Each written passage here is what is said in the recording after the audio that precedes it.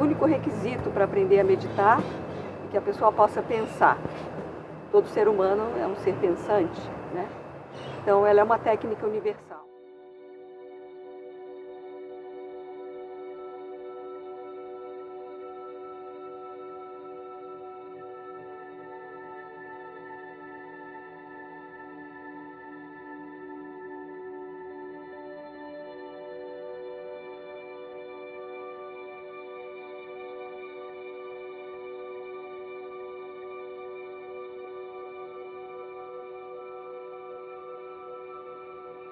Vocês já estão à frente de meditação aí, a meditação está com vocês, e não à frente de nada, mas essa união de vocês há 30 anos ou mais, inicialmente?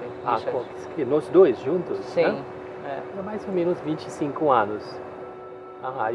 Nós estamos juntos, trabalhando juntos, com a meditação, mas eu sou meditante por 42 anos, Janine por mais de 20 anos. Né? Também mais de 27 anos.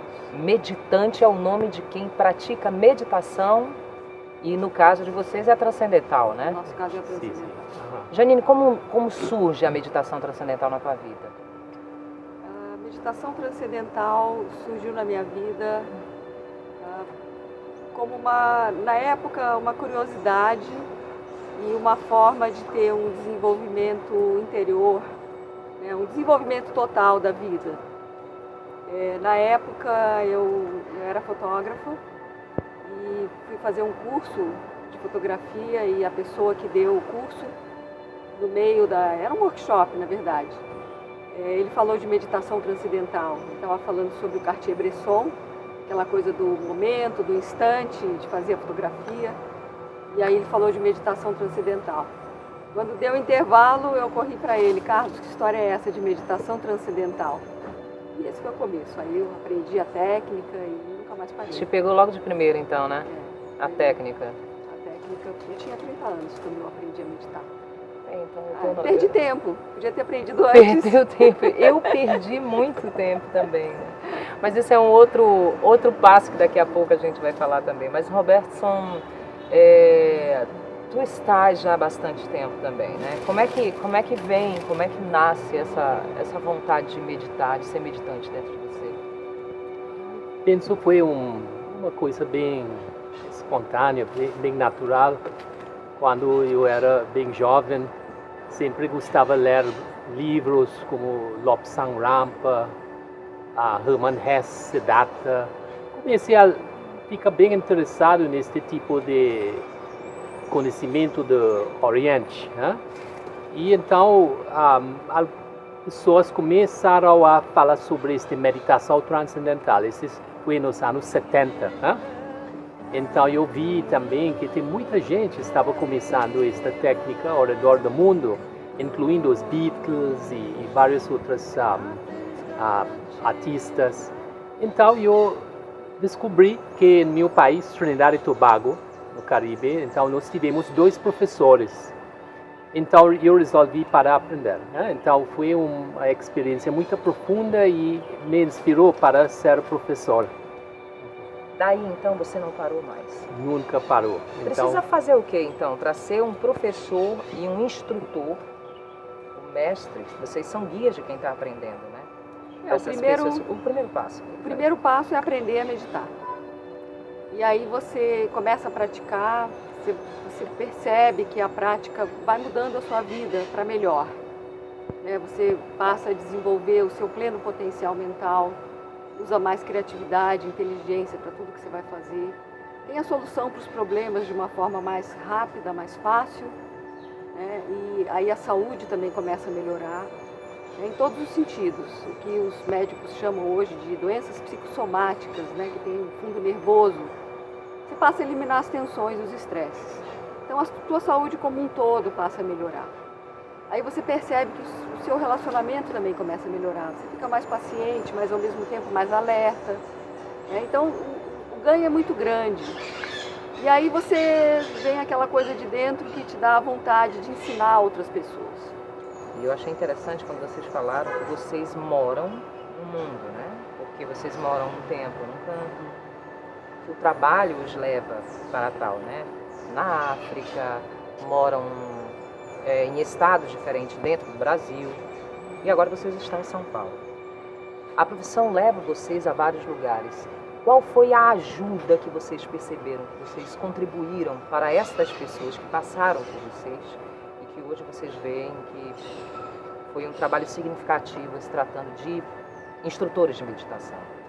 A técnica é universal, primeiro ponto, né? Então, é uma técnica que pode ser usada por qualquer pessoa, de qualquer religião, de qualquer cultura, diferentes idades. A partir de 5 anos, as crianças aprendem uma técnica para crianças pequenininhas, de 5 a 10. A partir de 10 anos já aprende a técnica dos adultos, até a idade mais avançada que você possa imaginar.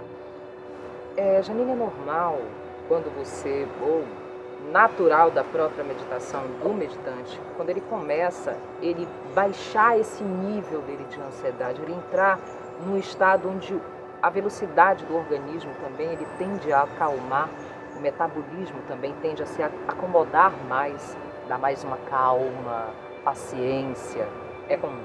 Quando a pessoa medita durante os 20 minutos da prática, o que acontece, ela diminui a atividade mental. A gente ensina a pessoa um procedimento em que ela vai diminuir a atividade mental de uma forma natural. À medida em que a atividade mental diminui, a atividade, como o corpo e a mente são interligados, a atividade física diminui também. Então todo o metabolismo baixa. Tá? O metabolismo baixa quer dizer o quê? O nível de respiração fica mais suave, o batimento cardíaco, a circulação do sangue, né? E essa baixa de metabolismo significa repouso muito profundo. Repouso mais profundo que você pode imaginar, mais profundo do que o sono.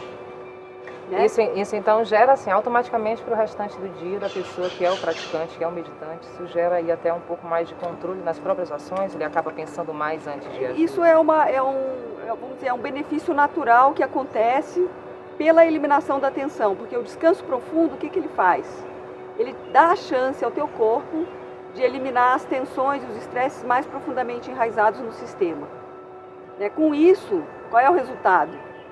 Se a pessoa vai eliminando aqueles nós de tensão que estão lá dentro, que isso que faz a gente mudar o nosso comportamento, por exemplo, faz a gente ter uma má saúde, é o acúmulo das tensões, né? Então, menos ansiedade é um resultado, menos nervosismo, menos raiva, menos preocupações, né? A mente fica mais aquietada, mesmo fora da prática, porque você traz o resultado para fora, né? Os resultados incluem uma gama imensa, né? Por exemplo, melhora a habilidade de aprendizado para estudantes, é uma prática maravilhosa. Para quem tem hiperatividade, as crianças que hiperativas, as que são hiperativas. Hiperatividade é uma coisa que, se você entrar no YouTube, você vai ver depoimento de criança maravilhosos. A criança falando como ela era na escola antes da prática e o que aconteceu com ela depois.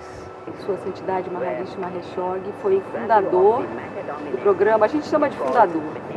Na verdade, foi a pessoa que trouxe esse conhecimento nos dias de hoje para o Ocidente e Oriente, porque mesmo a prática no Oriente ela estava deturpada, né? Se usava muito técnicas de concentração, contemplação, que não trazem o mesmo efeito dessa técnica que a gente pratica, que Maharishi deu o nome de meditação transcendental, né? Meditar, a gente sabe o que quer dizer pensar, e transcender quer dizer ir além. Então a gente vai além do campo do pensamento. Mas Maharishi inspirou muitos cientistas quando ele começou. Por isso, muitas pesquisas científicas foram feitas. Hoje em dia a gente tem mais de 600 pesquisas científicas em todas as áreas, né? Tanto na área mental, como na área fisiológica. Sociólogos fizeram pesquisas comportamentais e até de meio ambiente, comprovando o efeito de 1%. Quando você tem 1% de pessoas, foi o que o Richard explicou, de pessoas praticando a técnica, você tem um efeito que vai para a sociedade como um todo, né? Então todos esses efeitos eles foram comprovados cientificamente. Hoje, uma pessoa que vem aprender a meditar, ela tem o respaldo da pesquisa científica. Então uma pessoa que aprende a meditar aqui em Manaus, ou em São Paulo, ou no Rio de Janeiro, ou em Recife, ou em Salvador, ou aonde for, ou no Japão, na América Latina, em qualquer outro país, ou na África, que nós trabalhamos vários anos, o efeito é igualzinho. O metabolismo baixa, né? Com isso a pessoa passa a eliminar as tensões, os estresses e pronto, os efeitos vêm. Mas Maharishi foi a pessoa que trouxe essa técnica, né, nos dias de hoje, e na palestra a gente também explica a origem da meditação transcendental, quem foi o professor de Maharishi, né? E aí tem uma tradição, né? Uma técnica muito antiga, tem mais de 5.000 anos, vem da tradição védica. Qual é a sua fome ainda? Ainda tem essa ansiedade de buscar algo mais dentro de você? Eu penso para mim, então, eu quero aproveitar o máximo que é possível para passar essa técnica para outras. Porque, então, a vida é atividade, né? Fora, né? Estamos sempre na atividade. O que nós fazemos é muito importante.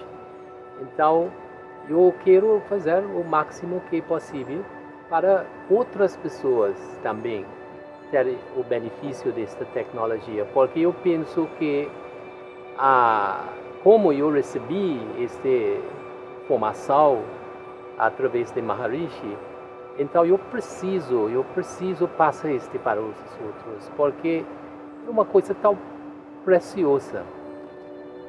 Então vai ser uma pena para não aproveitar o máximo do meu tempo, que é possível, para passar este sempre para as últimas 38 ou 39 anos, sempre tive esta sensação. Então, para ensinar mais pessoas na técnica. E isso traz para mim muita satisfação. Isso é muito bom. E você, Janine? Essa fome de... Às vezes eu fico pensando, como é possível uma pessoa passar por essa vida e nunca ter a experiência da transcendência? Quando eu reflito, quando eu às vezes saio da minha meditação, por exemplo, a gente se sente tão bem, né? Acabou de meditar, sai, você fica refletindo e pensando, puxa, seria muito bom se muitas pessoas tivessem essa oportunidade.